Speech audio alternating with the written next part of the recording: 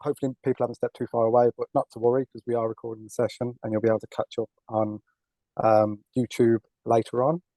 So we'll be moving on to our Global Food Justice Movement section, and we are fortunate enough to be joined by Dr. David Nabarro, who will be starting the session with a keynote address to the room, and then we're moving into a panel. So Dr. David Nabarro is a Strategic Director of 4SD Foundation and a co-director of the Institute of Global Health Innovation. And so David has been leading the force globally for emergent practical action to tackle the wicked problems that plague our international food system.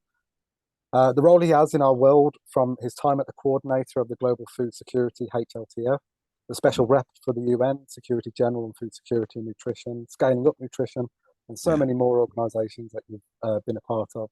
So it's an honour to have you back here again with us in Birmingham, because I know you were with us in the Food Futures. And I will hand over to yourself. Thank you very much indeed. So it's really remarkable that Birmingham has moved ahead and is now having such an important event to launch the food revolution within the context of the Milan Urban Food Policy Programme. And I'd like to just at the beginning acknowledge the work being done by Dr. Justin Varney, also by Sarah Pullen, and the legacy of Paulette Hamilton MP, the ongoing work by Councillor Mariam Khan, the key contributions of the Milano team, especially Filippo and Serena, and then the vital role played by the Food Foundation. And I'd like to particularly name check Anna Taylor in her CEO role, but also the work of Dr. Stuart Gillespie as non-resident fellow. I'd like to pick out Bradley Jakub, who has just introduced us, and Leticia Petrovic, just to acknowledge their important roles in this work of Birmingham and of the Food Foundation. I'm here because I've been involved in the emerging food system transformation movement since 2020, but actually, in truth, I've been involved with it all my life. Since I learned nutrition at the London School of Hygiene and Tropical Medicine, and then understood that food and nutrition is a systems issue and not in any way a linear issue. And because it's a systems issue, it needs to be handled in ways that are quite unusual for those of us who've been brought up in the kind of academic traditions of scholarship and professional development that are characterized by what happens in the United Kingdom and in other English-speaking countries. What does it mean that food is a systems issue? And what's the implications of that for how we work, and indeed for how we connect with others? For me, a systems issue is an issue where you're not able to solve problems with single interventions. You're not able to scale up an intervention by increasing its amplitude and get a better solution to your problem. And you're not able to confirm to others that when you apply your solution to the problem, it's not going to create other interconnected challenges that perhaps you haven't been able to anticipate. Quite simply, when you're thinking solutions, you think about unintended consequences. When you're thinking solutions, you think about multiple interconnected activities. When you're thinking solutions and you're thinking people, you actually have to have a totally different way of working. Why am I talking like this? Because I personally have not encountered in the area of food and nutrition problems for which there are neat, containable solutions. I've encountered challenges which are extremely difficult to deal with and which require collective action by multiple groups in society. And I've encountered challenges for which the groups in society who need to respond find themselves not always agreeing with each other. These are therefore challenges that require a multitude of actors, we call them stakeholders, to address them. And that multitude of stakeholders does not necessarily agree on how best to tackle the challenges. So what typically happens, in my experience, when approaching food systems transformation is that it is thoroughly political because it's about people. And when you're working with people, you have to focus on the power relations between them. It's political. It's messy because the different groups of people who are interacting with each other don't do it in a regimented, predictable way. It's complex because there are multiple components all interacting together, some of which cannot easily be predicted. And it's contested because whenever you've got a political issue, there will be dispute as to how it should be handled. And that can usually be traced back to the fundamental ideology of the political group that is setting the agenda. Political, messy, complex, and contested. Well, we saw this happening in my organization, 4SD, in 2018, when we were requested by the UN and by a number of groups supporting the UN to find a mechanism that would enable complex, contested issues to be handled in a political environment when they were messy and characterized by disagreement. The challenge to my group, 4SD, was to develop a method that could be used in this tricky situation in different countries around the world as a prelude to shifting the food system, or in the Birmingham language, moving towards a food revolution. And how did we deal with it?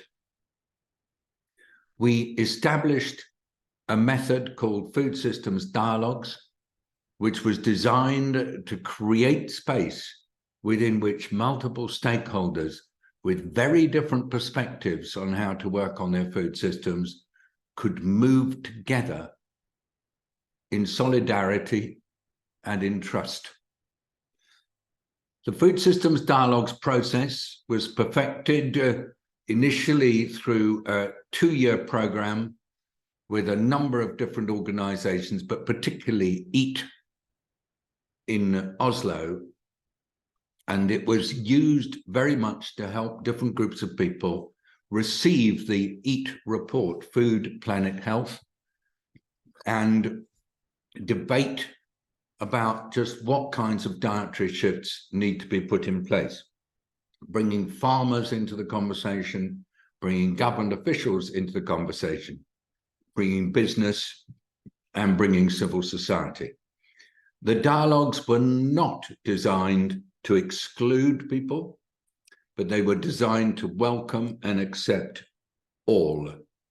And this dialogue approach that started in a fairly small way, with around 2,000 people participating in 40 different dialogue events, was right from the start very stimulating, because we found that if we create an environment that is safe and supportive, where people with very diverse perspectives can meet in facilitated small groups of between 6 and 10 and discuss the future of food systems from their different perspectives over a period of about 90 minutes, we found that this loosens up people's anxieties and creates, or can create, an environment of trust within which systems shift becomes easier.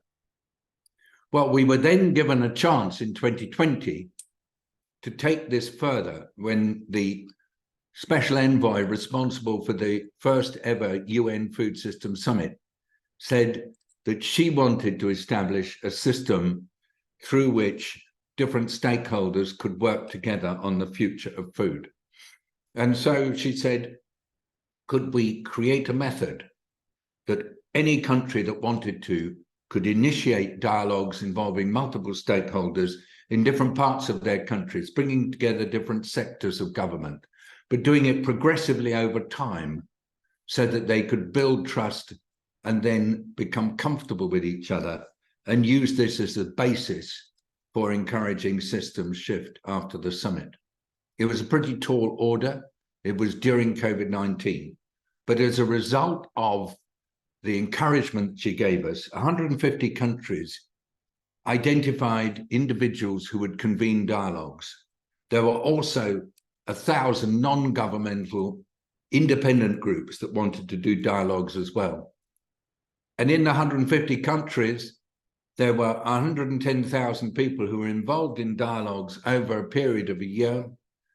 And they not only had conversations, but over time, they developed pathways to food systems of the future that were then endorsed at the summit by national presidents and became accepted as the direction for food systems transformation in different countries. The pathways were kept alive, and during the 2 years after the summit, they were further brought up to date, both those produced by independent groups, but also particularly those produced by governments. And still now there are 100 pathways being worked on.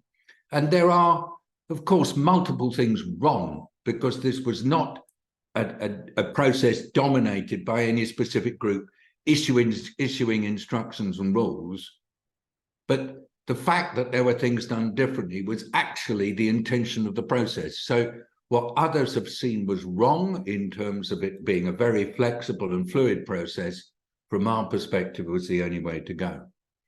And so that dialogic process has been kept going. And now, as different countries prepare for Climate COP28 in Dubai, where the theme is going to be what needs to change in food systems so that they can be resilient and adaptable in the face of climate change, we're going to have another round of dialogues running between, it's hoped, COP28 in December this year and COP30 in Belém in Brazil in 2 years' time, with the intention of using dialogues to get greater convergence between what needs to happen because of climate change and then how food systems can adapt to them, but also how adapted food systems can then create fewer greenhouse gas emissions that will be better for the world.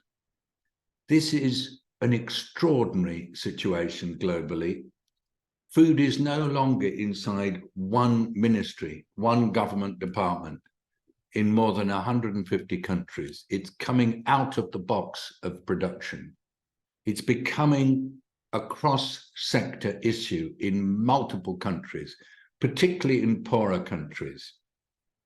It's difficult because the plight of smallholder farmers, 500 million of them, is extremely challenging right now and made much worse by climate change in different geographies. But it's the only way to go, especially if there's going to be any possibility that the stranglehold on food systems that's currently maintained by a relatively small number of powerful groups can be somehow loosened, and the role of small-scale producers, the role of consumers, particularly low-income consumers, and the potential for action in smaller jurisdictions like municipalities or like cities is put at front and center of everything. That's going to be the future, and that, we believe, is going to be made possible by the kind of work that's being done here in Birmingham, and also the multiple other experiences in different cities around the world, all adapted to the local circumstance that is the characteristic of the Milano Urban Food Policy Pact, which has been such an important uniting force. Thank you for the chance to say these remarks. Thank you for your leadership, and I hope I can stay connected with you as the Birmingham food revolution marches forward. Thanks again. Thank you very much, David. And yes, you started the section with the passion and the insight and the excitement that we need when we go into our expert panel. But we will definitely be in touch, keep staying in touch, and we're excited to get involved more with the dialogues moving forward. And Birmingham being however we can support and lead from our space. So thank you very much.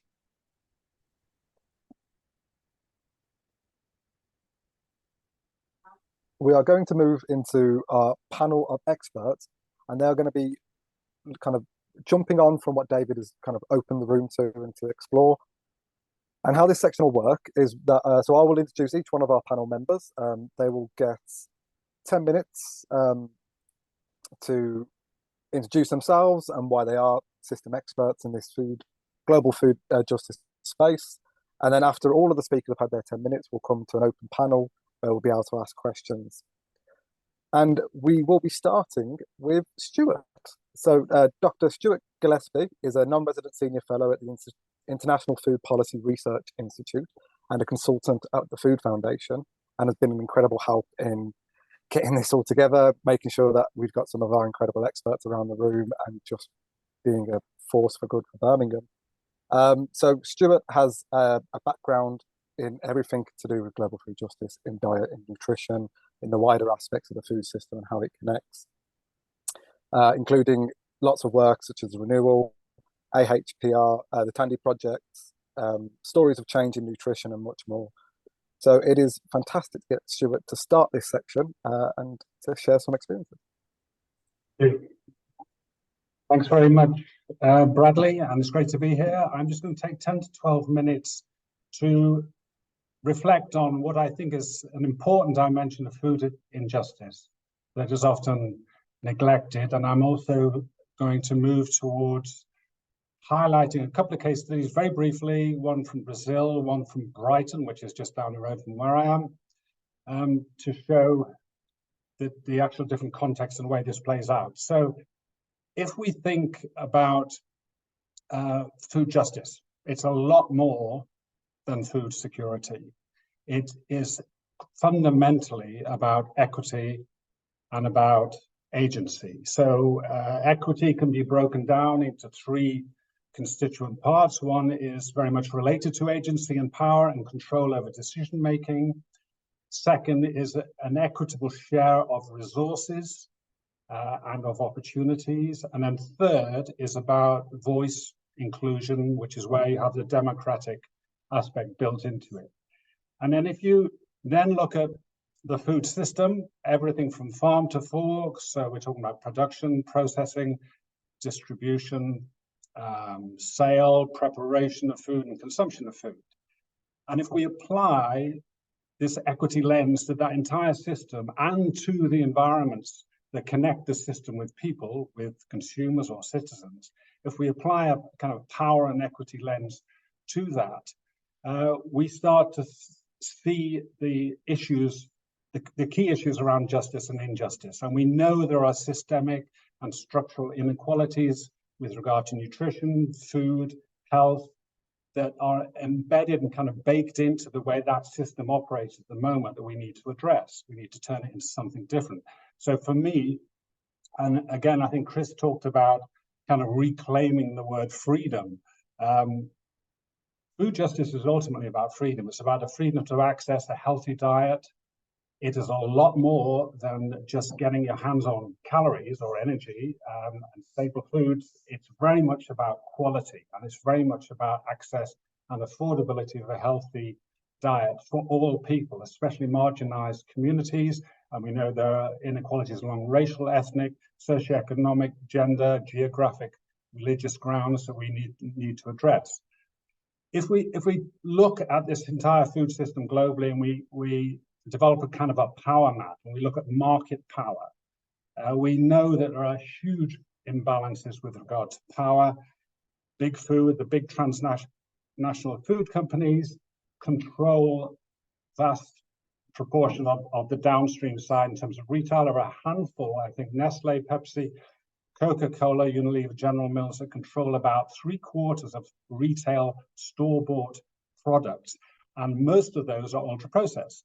Most of those are foods which are not necessarily healthy, and not healthy for us, certainly not in terms of the proportion of our diet that comprises those foods. Junk food is super profitable. It generates actually $1.5 billion a day. And so you can see this imbalance of power. It makes a lot of money for companies. They keep churning it out. We keep eating it. That has to be shifted. That balance has to be shifted towards incentivizing everybody to be able to turn our food system towards health and towards people's health, and not just profit. We know the market power translates to financial power, which also can translate into political power when we see, to some extent, corporate capture of food systems that plays out in many different ways. So that, I think we need to really get a handle on that. If we think, we also, it's not just about big food companies controlling the system. It's about the failure or the inertia, political inertia on the part of governments, and not reining in or not being clear about the parameters and rules through which companies can trade. I think and it's about citizens' voice, agency, putting pressure on governments and not buying foods that are unhealthy. But if we look at food environments, there are 4 key aspects to that, and work's been done with the Agriculture and Nutrition Health Academy. The 4 key components are physical access. So we know about food swamps, whereby junk food, ultra-processed foods dominate the high street, especially in very poor areas and communities, and especially in urban contexts. We know about economic access, which is about poverty and limited purchasing power on the part of groups who are poor. And we know that another aspect of food environments is convenience. It's not just about being able to actually afford to buy fruit and vegetables. It's about being able to afford the transport to get access to those healthy foods, to be able to then bring them back to home, to be able to have the time to actually prepare a healthy meal, to have a cooker to do it with, to have a fridge to keep leftovers. There are multiple steps in that, and the skills to cook for a family. So convenience is a big issue. Desirability is the 4th aspect, and desirability is where the industry has been working to make certain foods hyper palatable and which aren't necessarily good for us. So we need to think about those food environments from a justice perspective, which means looking at those who are least able to control their own environments. If we think, and as we have been doing over the last few days, think about the urban context. There are challenges that are amplified by urban living. So we know that 70% of the global population in the next 25 years will be living in urban or peri-urban areas. Inequalities are more pronounced in an urban context. The urban transition to urban areas accelerates the nutrition transition and the dietary transition, not in healthy ways normally. Longer food chains to urban areas means that fresh foods are often more expensive. cities are vulnerable to supply side shocks. And we know that marketing, advertising goes into overdrive in city context. There are also issues around food safety, sanitation, and pollution in certain urban contexts. But on the positive side, urban context cities, there are many opportunities. We know about their certain autonomy, and that's what we're seeing here with the Milan Pact and other Euro cities and other networks, the power of cities to forge their own pathways towards this better future for food systems is driven, urban areas have that power to a large extent. There are dense social networks, civil society networks in city context, and cities have a whole history of resistance against oppression, including food oppression, social movements, and activism. All that is positive. Just to finish with two very brief case studies. Brazil is really interesting because Brazil, as you know, Lula has come back after 20 years of the two zero hunger programs. The first was 20 years ago when Lula was in power. The one that was just launched this year, 20 years later, is called Brazil Without Hunger. What's really interesting in the relaunch, and in the middle you had this awful far-right government, as you know, Bolsonaro. What's interesting is the shift in emphasis in the second zero hunger program into very much on quality, and especially for children, especially within schools. So there are now examples. Niterói, which is a city opposite Rio, has banned ultra-processed products from schools. But beyond that, the program is designed to generate win-wins. So it's linking accessibility of healthy foods with local smallholders. So you have a sustainable production link to schools where kids are eating, and you ensure they have a school meal which is healthy. The second, as well as that focus on quality, not just calories, the second change was a stronger focus on democratic governance, so that this will insulate it from any more changes in terms of political party. So it's very much about deep participation of marginalized groups, especially indigenous peoples. That is an interesting evolution over a 20-year period with regard to Brazil. The second case study, I'll say down the road from where I am in Brighton, I should take one step back to say we had an initiative called Stories of Change that started 9 years ago, and the intention of that particular set of activities, it was a set of case studies of countries who were successful in driving down rates of child stunting. We wanted to understand how they did that, and we wanted to shine a light not just on evidence but on experience. And to do that, we ran a series of interviews across all levels in those 25 countries now we have, linked that with timelines of policy, linked it with evidence of the effectiveness of various programs. And we generated about 7 or 8 key broad brush kind of lessons from that. But that was undernutrition. What we wanted to do here and elsewhere is to look at all aspects of malnutrition, including overweight and obesity. So it's more about stories of challenge, not stories of change when we looked at Brighton. Brighton is really interesting.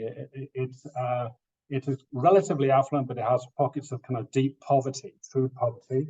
It has a very active civil society. Brighton and Hove Food Partnership has been around and was instrumental 17 years ago in developing the first comprehensive citywide action plan on food that was updated in 2012, 2018, and in 2021, Brighton was the first city to win the Gold Sustainable Food Place Award. Now we see rates of child overweight and obesity declining in Brighton. Now the lessons that came out of that were really interesting. Power in the city level authorities to act, a kind of political commitment that went well beyond pledges and promises into changes and structures and priorities. And that was bipartisan. So when there was a change of government from Green to Labour or Labour to Green, it was maintained. Leadership was really strong. Collaboration with civil society, very inclusive. The fact there was a strategy and also a whole stream of data in terms of monitoring. The other thing that was interesting was a really targeted focus on the youngest kids.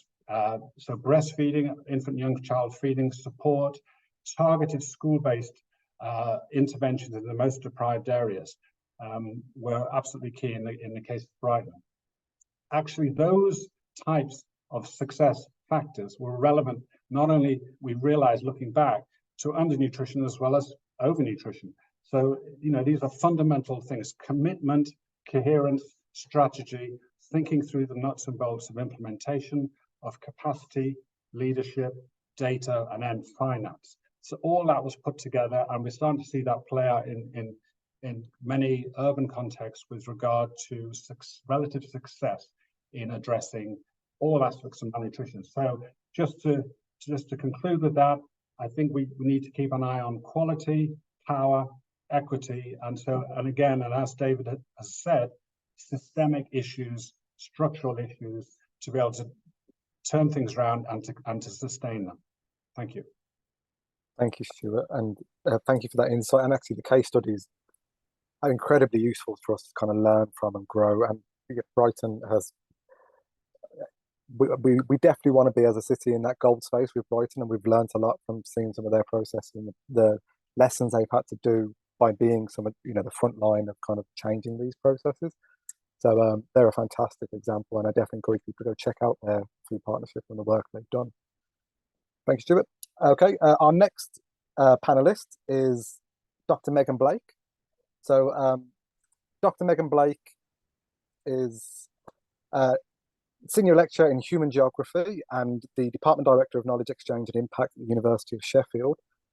So Megan's expertise is in everyday food security and food practices, and she has over 20 years of experience in community-based and community-informed research. Megan's Food Ladders framework has been incredibly popular and incredibly useful for cities and for authorities to be able to learn and grow their practices around food justice.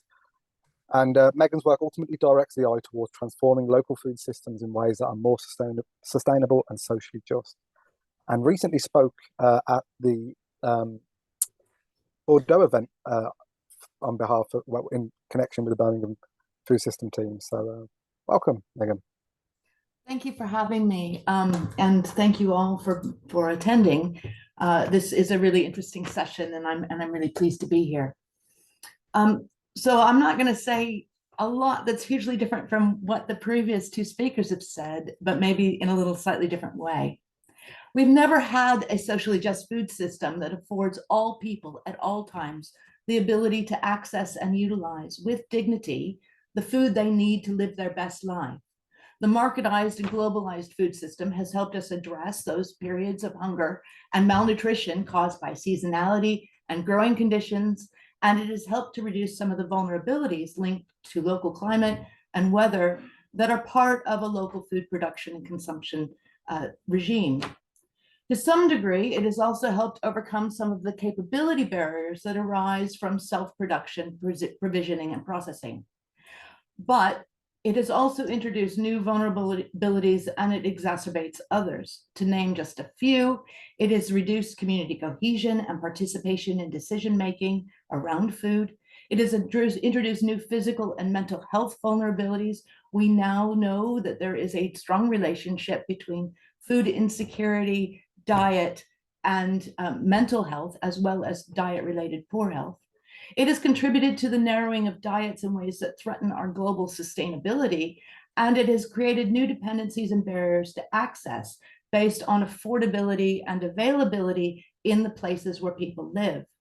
These vulnerabilities are disproportionately distributed such that certain groups become more at risk compared to others as their capability sets or their choice sets with regard to how to feed themselves and their family, as well to how to mobilize the emotional and commensal qualities of food are limited. These systematic vulnerabilities are linked to historical processes of colonialism and racialization, gender inequalities, class dynamics, and structures that produce disability. So the question we might ask is this a question of food justice, or is it a wider question of social justice that is attentive to the implications linked to our current and future food security for present generations, but also those yet to come? To achieve food justice, or to achieve justice that removes barriers to participation, and increases the capability sets of people and places, we need to transition to a system that is not dependent upon and reinforces these existing systematic inequalities. This calls us to consider how to achieve socially just transitions. It's a dynamic process, not something that you can tick the box and say, oh, job's good and we finished that one.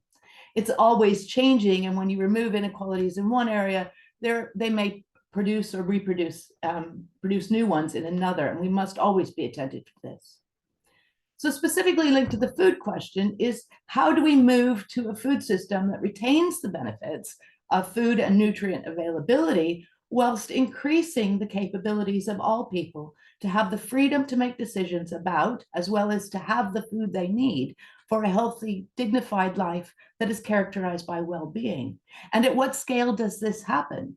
I believe that there are national and international levers that can be pulled, but as importantly, or may even more importantly, sustainable and socially just transitions have to be embedded in local places. There is a role, therefore, for cities and local authorities in this to facilitate the building of local capability by identifying the character of the existing foodscape and those elements that lead to or prevent transformation. These could be policies or material infrastructures. Second, local authorities can identify the assets and resources that exist in place and seek ways to secure, develop, or enhance those assets or resources that are missing or depleted or degraded. And thirdly, facilitate the co-production of a strategy for mobilizing those assets and for using those resources in ways that enable transformation rather than using them to maintain or reinforce the status quo. Finally, in preparation for this, we were asked to consider the most significant barriers for achieving food justice. We could say structures of governments or of finances, but I would point to the significance of the following. First, we are locked into a way of thinking about how and where we should access food. This means that our landscapes are oriented toward facilitating the normalized practices of this way of thinking. A new food system will have new practices associated with it and require newly built infrastructures that enable these new practices to embed and persist. We have to make places differently, and we have to commit to that. As David said, we think about solutions in isolation, not through a dynamic systems lens. This means that we produce solutions that can make the problem worse for some or produce unintended consequences. So linked to the above, people and communities don't often have the know-how, confidence, or feel they have the permission to determine their own foodscapes. This means capacity building is absolutely needed, and this takes time. Much of what happens is deficit focused and geared toward responding to emergencies rather than preventative and seeking to eliminate those vulnerabilities in the first instance. This funnels resources away from change and doesn't recognize assets. And finally, making transitions is hard to do, and people often need help to change. Recruiting people into transition and change is impossible to achieve if trust is absent. So in order to think and provide some structure and way of moving toward these sort of more socially just food systems or socially just ways of organizing our food, I developed something called the Food Ladders Framework that was mentioned. It's a tool that I developed to support overcoming these barriers that I mentioned to achieving a socially just transition to food security, because it enables the mapping of activity onto pathways towards transition. It allows us to see what is happening in places, to identify the gaps that exist and find other ways of filling those gaps, or of constantly reminding ourselves that the plan here is to move towards something different, to transition rather than maintain the current situation. The Food Ladders Framework can be used alongside other tools, such as the Food System Dialogue tool that David mentioned, but also tools associated with asset-based community development and the 3 Horizons model. So I encourage you to look at these and think of it as one of the many tools within your toolkit. I put a link into the chat function if you want to read more about the food ladders. I'm not going to go into it fully because of time. But thank you very much, and I'll stop there. Thank you, Megan. And definitely do check out the food ladders. They are incredibly insightful. And if you do have any questions once you have a look through the food ladders, do put them into the chat or contact us at the Food System team, and we'll get that across to Dr. Blake, or if Dr. Blake wants to put our contact details into the chat, feel free. Okay, thank you. So I'll move on to our next speaker. So we're on to our last two of our panelists before we get to the discussion section.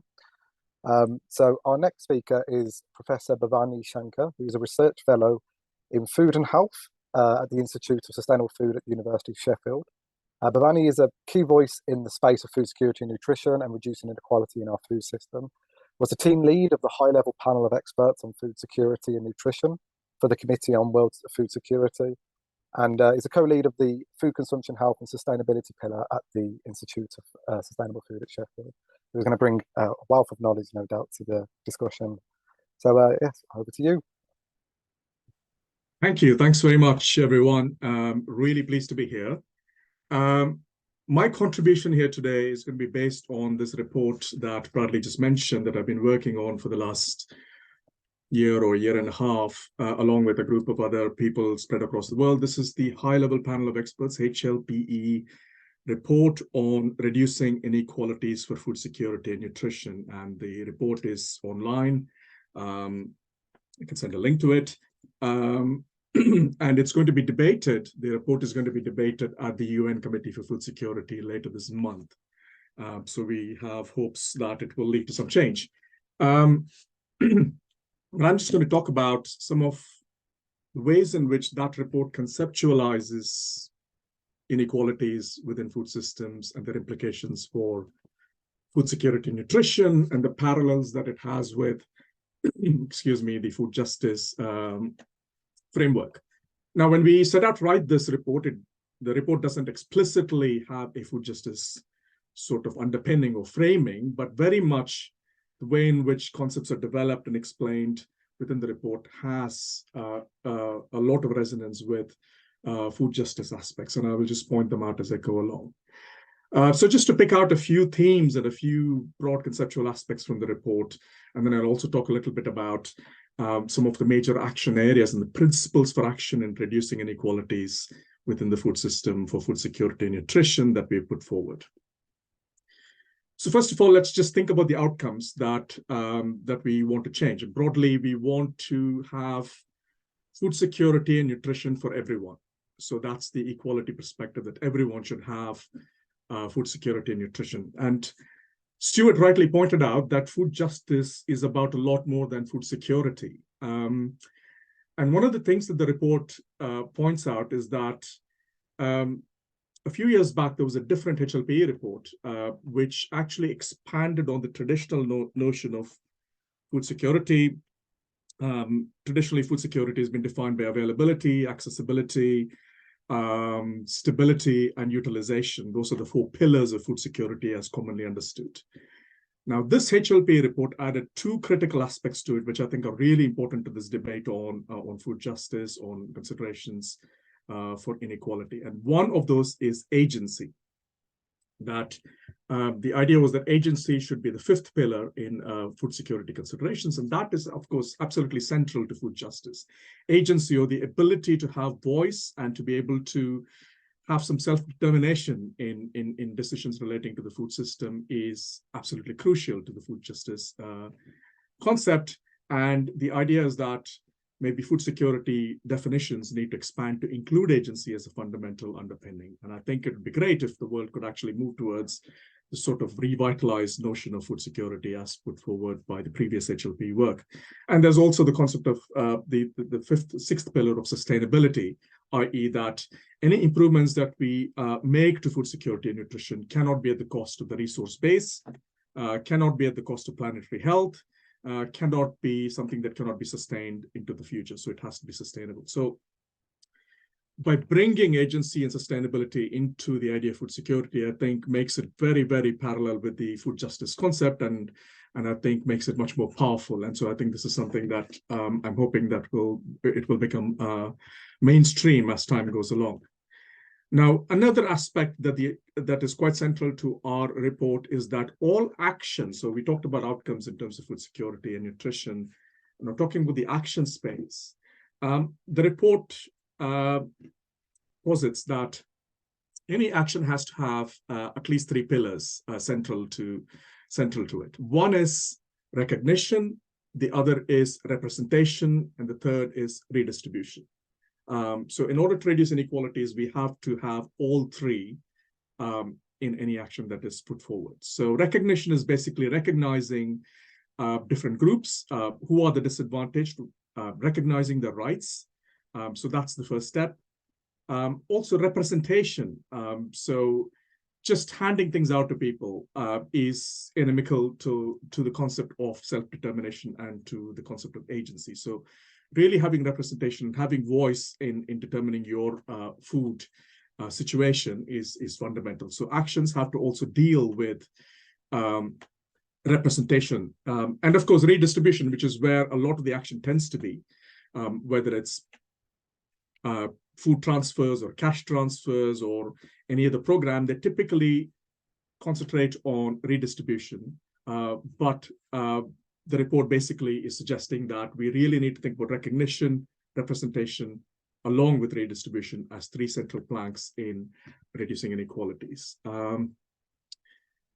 Another important aspect that comes through in the report is something, again, that Stuart mentioned, I think, which is we must have a willingness to look at the systemic, deeper structural drivers. We cannot continue to apply sticking plaster solutions, which might tide us over into the next year or maybe into the next 5 years, but we will be back to square one. And really that means grappling with the systemic aspects, whether they are the rising concentration in food systems, whether it's the spread of UPFs, whether it's economic crises, whether it's the climate crisis, all of these that deepen existing inequalities and create new inequalities. Until we deal with them on a systemic basis, we cannot hope to achieve lasting change. So keeping track of systemic aspects is absolutely critical. And again, here, this is very parallel to the food justice framework, which forces attention onto the systemic and structural aspects. Another key thing is to regard inequalities and justice in with an intersectional lens. I think there's more and more realization over the last few decades that inequalities are absolutely intersectional in many, many important ways. So it's not just about gender, or it's not just about indigeneity. Quite often it's about both. And the deepest disadvantage is faced by people who are at the interface of multiple intersecting social identities that are a source of disadvantage. And we really need to, if we are going to leave no one behind, and if we are going to help the most disadvantaged first, then that absolutely means being able to identify those intersectional aspects and identifying who is most in need of support and who needs to be represented, whose representation is absolutely critical and an urgent aspect. Also, human rights, of course, food as a human right. There's a debate that's been going on for decades now. Many countries have moved on right to food in various ways, although the implementation on the ground is often lacking. It is absolutely critical that food as a right is taken forward so that there is an obligation to governments to step in and provide food to their citizens. And so that's fairly simple, but it's surprisingly slippery in practice.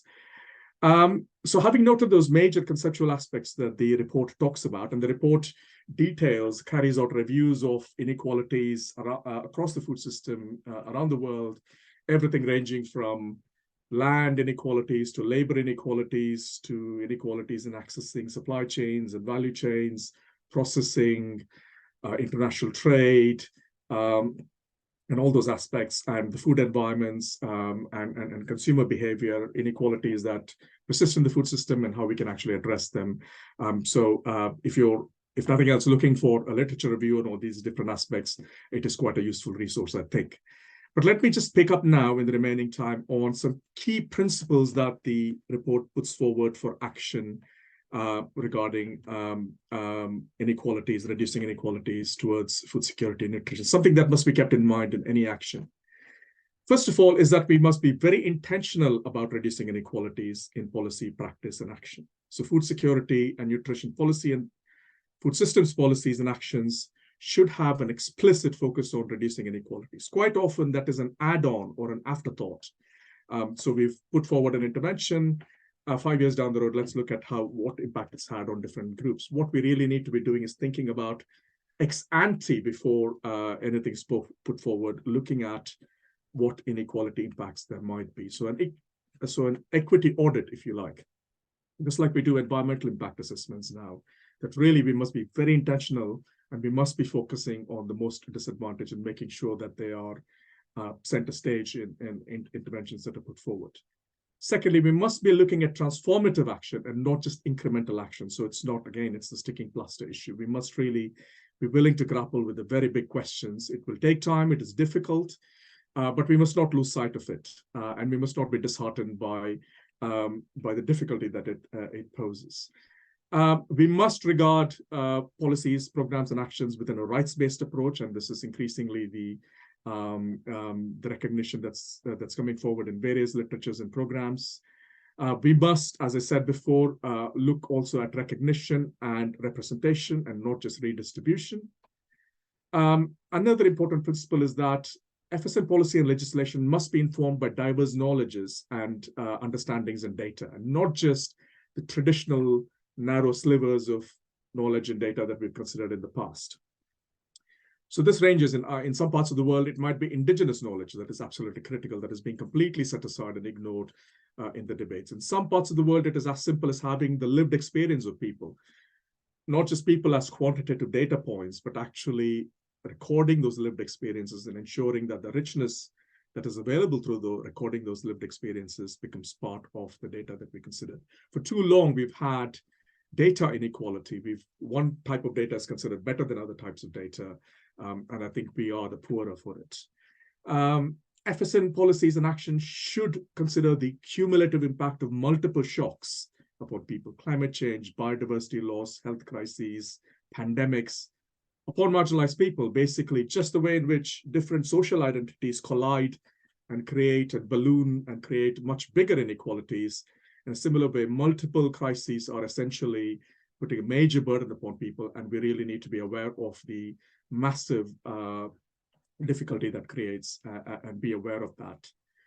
Actions must also be grounded in national local context, needless to say, so it is not one size fits all. The local context is absolutely critical, and there is local tailoring that will be important at all times. And of course, the final principle for action is that really reducing inequalities in the food system is everybody's responsibility: government, international organizations, civil society, private sector. It is not just one set of people. It really needs us all to come together. And David talked about bringing stakeholders together, and it's really critical that all these aspects are brought together and everyone realizes their role in solving this. But we must also, in the process of doing that, give due consideration to conflicts of interest. And we must be frank about the fact that quite often there are stakeholders who are extremely conflicted, and we must find a way of dealing with that. And we must find a way of getting past that and achieving a meaningful change. So why do we need a globally connected food justice movement? Well, first of all, food is global. The food system is global. And although some of the most strongest food justice movements are local, we really need, it is difficult to make progress unless they're put in the global context and there is experience from across the world that's available. And so that's really connecting those dots across the globe so that we can all learn from experiences from each other is absolutely critical. And of course, the fact that together we are stronger than individually. So collective action is a critical part of that. And that's another reason why a globally connected food justice movement is important. So I will stop there. Thank you very much. Thank you. And I mean, fantastic place to kind of finish on that global connection. And it's nice that you mentioned the intersectionality, and it's something that comes up in quite a lot of different areas. It seems to be the world's only really starting to wake up to both the system and the intersectional approach that we need to take to so many of the most wicked challenges that we're seeing in our global communities. So thank you. So our last speaker before we open the panel to a question is, sorry, my system's just slightly crashing. is Dr. Sir Mayo, Regional Policy and Research Specialist at the School of Public Health at the University of Western Cape. Sir is an activist scholar and a development sociologist with a key focus on involvement with the Right to Food movement. He's spoken on Feed, a food system podcast by Table, and the Food Dialogues in 2023 on the right to food, and his current research projects shine light on three important areas: inequality and decolonialization struggles in South Africa, the geographies of hunger, and the geopolitics of food and agriculture. So welcome. Yeah, thank you, everyone. And yeah, it's a joy to form part of discussions today. And yeah, thank you to the other panelists. Yeah, it's just been a joy, you know, getting to listen to everybody's presentation. And I guess in a large sense, a large part of what I wanted to contribute today has been taken out of my mouth, so which is good. I'm hoping that I'll be somewhat brief. But in particular, I'm going to zone in on the South African experience, and more than that, perhaps somewhat try to take on a global South posture to this particular conversation. And I think the point of departure, rightfully so, as you've pointed out, is that my investment has to do with the fulfillment of the right to food and nutrition in particular. And when you lean back on the South African experience, what you find is that we have the codification of the right to food in our constitution as part of that human rights heritage that we pretty much uphold and revere as a country. But the point of departure then becomes, how do we put a claim on the right to food in context, in light of other contestations around the country's socioeconomic jurisprudence. And so far, the experience has been that, you know, we've been framing a claim around the right to food insofar as social safety nets are concerned in the country. But more crucially, I think it's high time we meditate on, you know, what is the content of the right to food. And because the South African system in particular, the South African food system in particular, has become a doorway to predatory capital interests finding, you know, their entry into the continent. So it's about, as well, what is our understanding of this dynamic?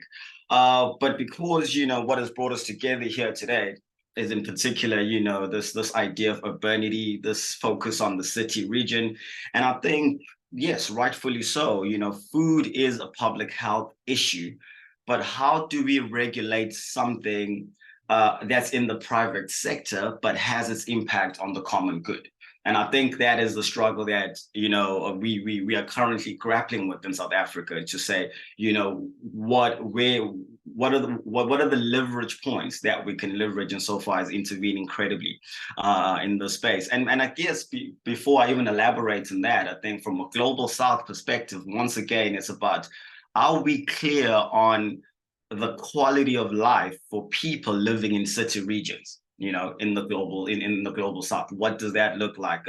You know, do we have a shared understanding of that reality? Because in particular, when we zone in South Africa, where we have a context of the highest inequality in the world, which is the society that I come from.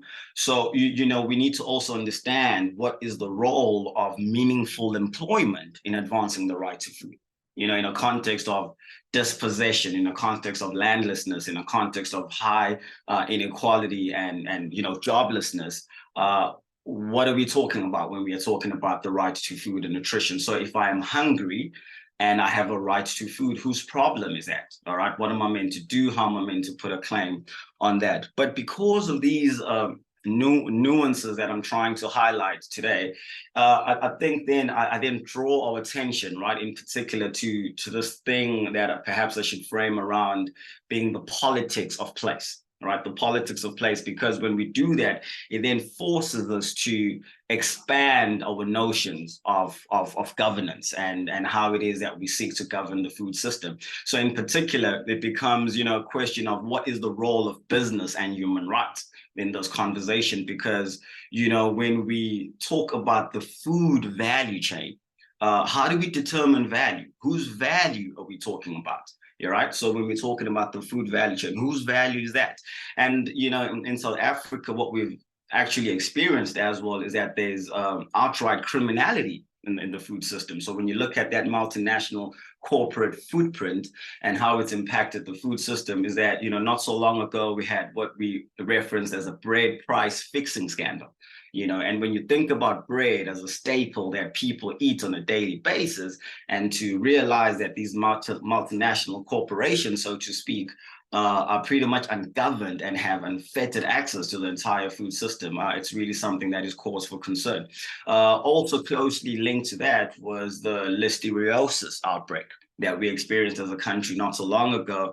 And, initially when those reports came out, it appeared as though the informality context that we also have, which is something that is pretty much absent from the conversation today, sitting here, is that, we have a large informality context to our food systems. And when the listeriosis outbreak came about, we were quick to blame the informal food sector, to say, it was them that played that pretty much brought about, this thing, but only to realize that it was once again, multinational corporations and, how it is that they were going about, forging ahead with, in particular, these ultra processed foods and so forth. And, because when you look at our country, informality, is a very integral part of the food system. But when you take into consideration our energy insecurity context, when you take into consideration the fact that, informal food system actors do not necessarily have a cold chain and so forth. So, these are some of the nuances that then, I'm trying to bring to the fore of this conversation, to say then what about the role of informality? Earlier this morning, we spoke about entrepreneurship in the food space. And in a large sense, from the African experience, that expresses itself in informality and so forth. But then again, because there's this idea of inequality, there's this idea of a dual economy, right, in South Africa. So we have this two economies thesis. And part of this discussion then becomes, how do we confront this fragmentation, right, within the city region? Because the city design does not support sustainable agricultural practices.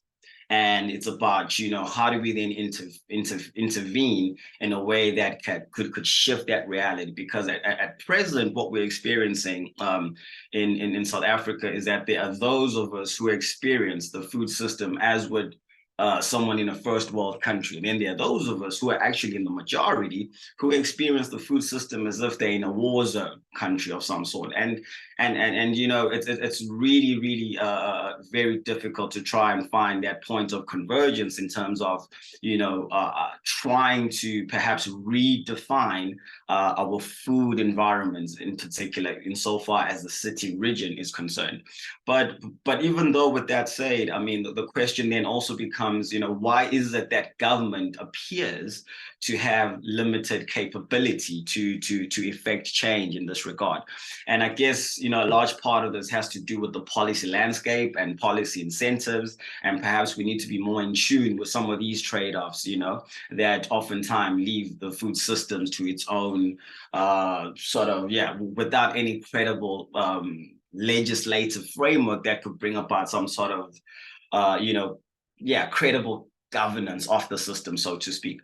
And I think because of that, part of the challenge that maybe we are facing in the global south is that, in actual fact, how are food systems defined? Because you see, from a human rights perspective, when we are talking about the right to food and nutrition, I think it's important that we get rid of assumptions. All right. So what does the right to food mean for the CEO of a multinational corporation? What does the right to food mean for an activist scholar like myself? What does the right to food mean for a farmer who's affected by climate change, water scarcity, and a whole range of issues? And then what does it mean for subsistence, smallholder farmers, right? And at the end of the day, it's about the consumer as well. How does the consumer then embrace this idea of a right to food, and more importantly, put a claim on it? And I think, in addition to this conversation about getting rid of assumptions, what is also crucial is whether, we introspectively, we confront ourselves and be clear whether are we being ideological about this, or we are grounded in the fact that we are talking about a monetized system as well.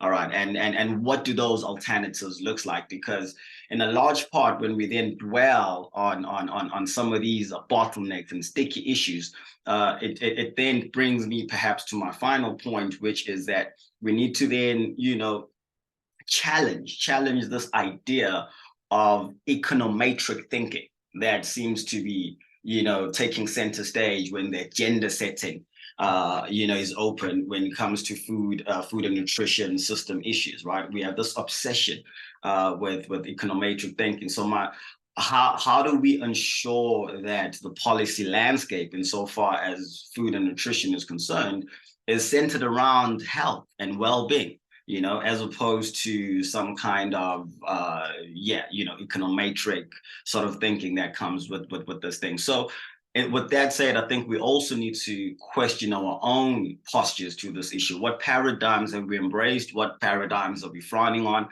Because then this ultimately expresses itself in the policy landscape. But I think from an urban context, my parting shots would then be perhaps the idea of municipalism, right, as something that is slowly emerging, and I'm only leaning on this in light of this idea of the sovereignty of municipalities. And I'm thinking maybe could that be, the defining moment for a militant movement like food sovereignty to then, find its way into the policy landscape, into, redefining our food environments beyond the political statement that it just appears to be advancing at this present moment in time. And I think with that in mind, and maybe this is part of my concluding remarks, is that, as sustainable food actors, we need to acknowledge that food policies are not socially neutral. All right, because when you zone in particular on the politics of malnutrition, what becomes evident is that, malnutrition in particular is not a clinical condition, but is a political outcome. And then when we start to talk about data, what kind of data do we then need to confront that, all right? And from a vulnerability assessment perspective, how do we then go about it? So at the end of the day, I think when we're speaking about justice, all we have is activism. All we have is to agitate and to seek to take up space and to seek to just lobby and do the best that we can. But in light of this, there's a particular dichotomy that perhaps I want to leave us with, which is that there's the real politic of this issue. And in South Africa and perhaps elsewhere in the global South, what we see is that commercial real politic has won the day in the food system.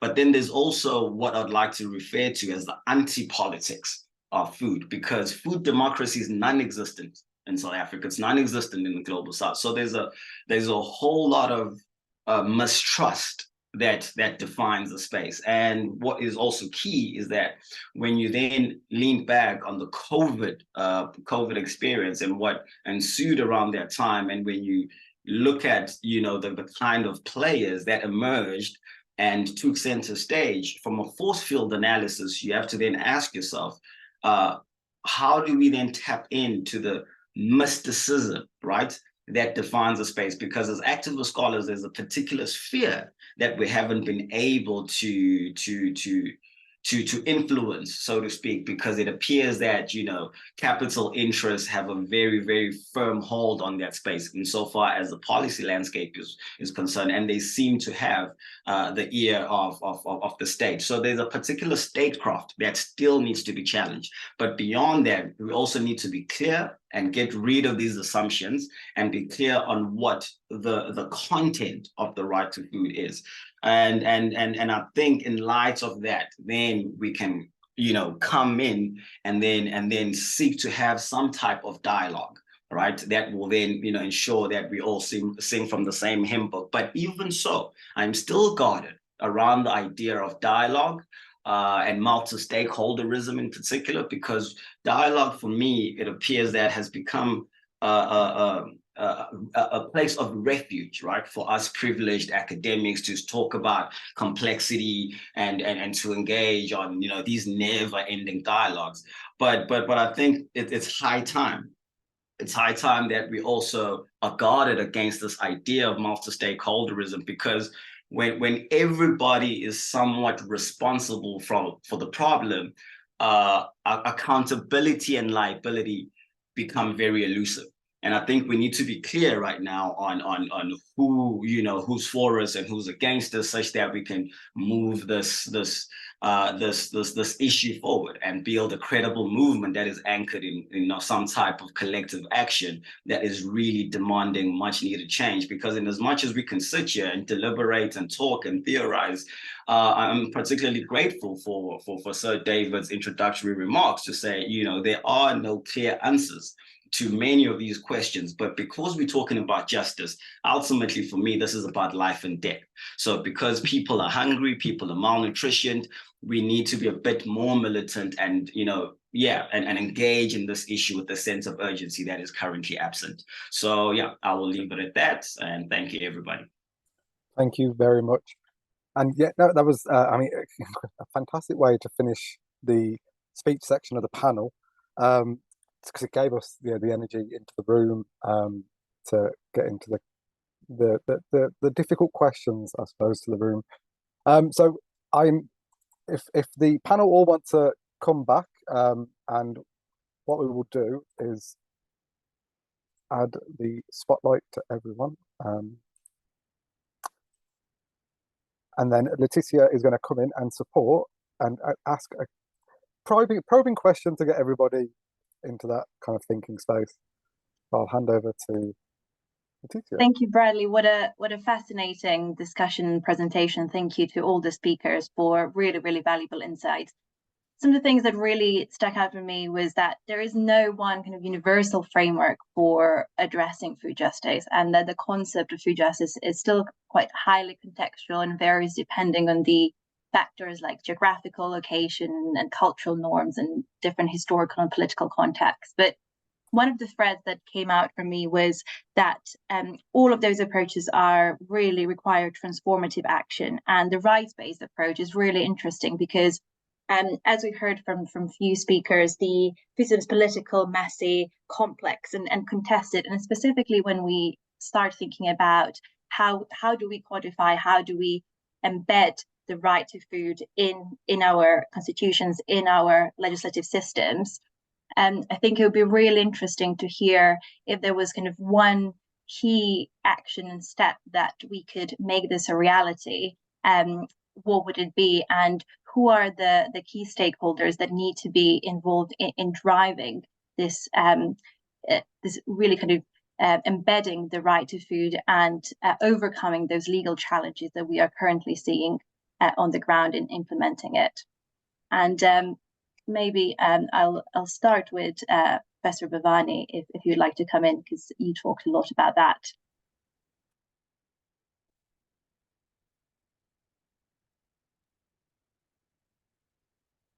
Okay, thank you, Leticia. So just to make sure that I understand your question correctly, you're asking about how right to food is actually operationalized.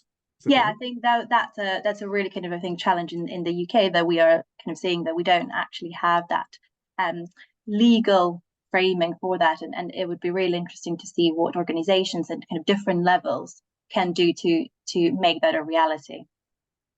Yeah, so absolutely. So I'm not a legal scholar, so I think certainly Luciso or Megan might have perspectives on how right to food is actually operationalized. What I will say is that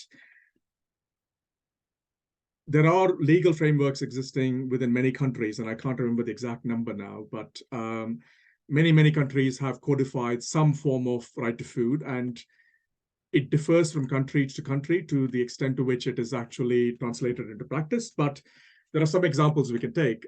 So, for example, in India, the public distribution system, which is a system whereby grains are provided to everyone, especially to the poorest and the most disadvantaged, and that is a right. So there is a system whereby people have ration cards, as they're called.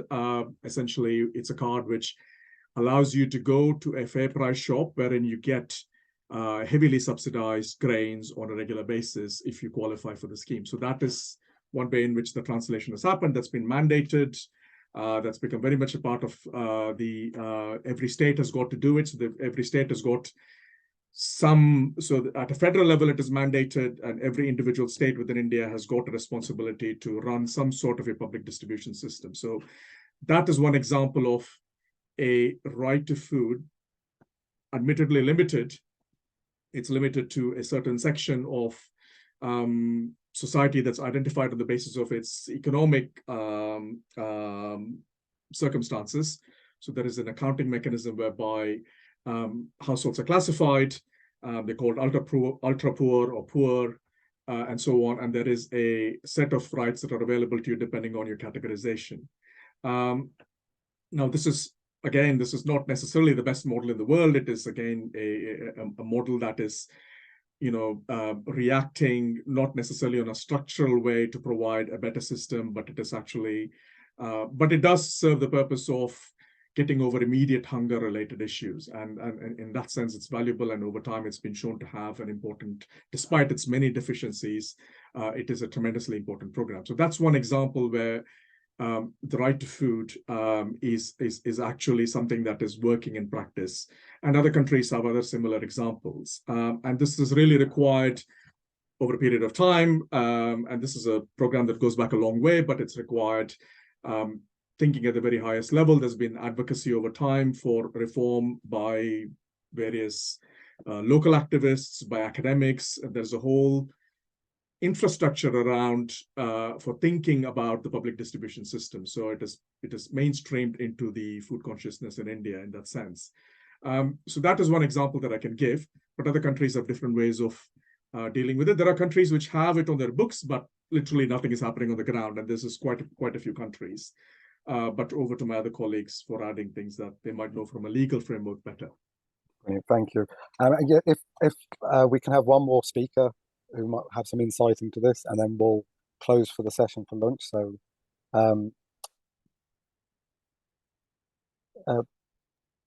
anyone? Oh, Stuart. Yeah, I'm not a lawyer. I mean, I don't know, but the way I see this, I've been in this sort of field for 4 decades, and I remember the early discussions around the time the Convention on the Rights of the Child in '89 with UNICEF, and how to operationalize. It's all very well having great grandiose pledges and promises and commitments on paper. What does it mean in practice? How do you operationalize a rights-based approach to nutrition and to food justice? There's no easy answer, obviously, and you look at countries that are moving in that direction. You look at movements like the food sovereignty movement. You look at groups like social movements, Via Campesina, for example. You look at the way they operate and how they start to gain traction. We've had now 50 years of neoliberalism. We're in the kind of death throes of neoliberalism. We have to be if we're going to save the planet. And within that framework, we have governments who decide they don't want to or they don't need to act to protect public health and to protect food justice. They think it's a nanny state thing to do, to act, to develop laws and policies to protect people, which is absolute nonsense because they do with many other things, seatbelts in cars, restricting smoking to young kids, etc., etc., etc. So what we need is a new way of approaching protection of public health. Governments need to act. Civil society needs to hold them to account, shine a light on malpractice. We need industries to play by the rules and to stop interfering with policy. Throughout all this, we need better accountability, more transparency. And through that, there will be a focus on food justice, and we need to concretize that in capturing stories, and media need to have a role in here, stories of success and the way in which in different localities, population have been protected against harms and food security and nutrition have been progressed. So yeah, those are just some more macro level thoughts from my side. Thank you, Stuart. And Dr. Mayo, do you want to come in? Yep, you want to come in? Yeah, Greg, can you hear me? Yeah, no, just briefly, not to take up too much time. I wanted to just say, building on Stuart's comments, that the operationalization of the right to food is very difficult. Food is a very wicked problem. But what I wanted to point out was that the evidence base coming from the Southern Africa region, at least, is that food poverty, and food insecurity have been normalized to such an extent that a poor diet, and not necessarily hunger, in some quarters is even seen as a progressive realization of the right to food. And I think that is something that I just wanted to point out, to say, that's what we are grappling with, to say, how do we even operationalize this? So perhaps part of those conversations is then to speak about a standalone right to nutrition. But that's a conversation for another day. Yeah. Thank you. I mean, that's a fantastic way to finish up this session for everyone to go away with. So thank you to the amazing panelists, and to David, who is busy off doing the amazing things that David does as well across the world. So thank you all for sharing your insights, sharing your skills. A few of your reports, I know, and your tools are in the chat. So the reports and tools that I mentioned are in the chat. But if you can, put your links into the chat for the people in the audience to find out more about yourselves and to stay connected. That'd be fantastic. So thank you all.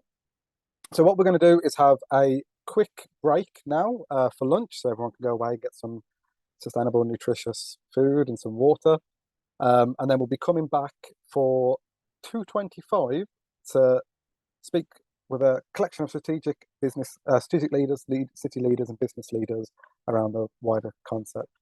So again, thank you everyone, thank you to panelists, and we'll see you at 2:25.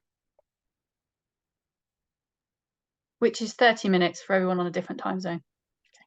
Thank you.